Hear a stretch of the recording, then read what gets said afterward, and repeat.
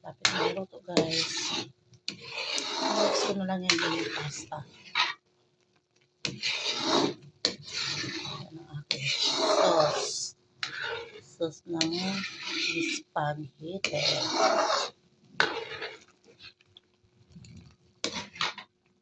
Lutuin ba natin yun ng konti. Tapos mix ko na dyan yung pasta guys. Para mamaya pagdating ni Bunso, kain na lang siya. Kasi gusto niya kumain ng spaghetti. Matagal na kasi yun ang hihingi ng spaghetti. Kaya yan. Pinaglutuan ko na siya.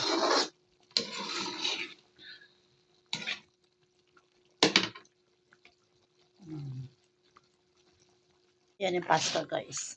Halo ko na dito guys. Ay, bismillah.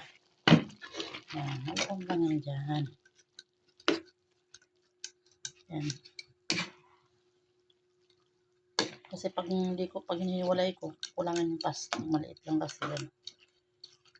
Kulang kainin niya yan.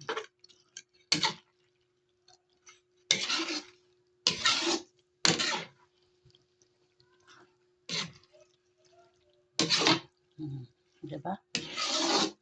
Ayan. Luto na. Ang spaghetti ng sultana.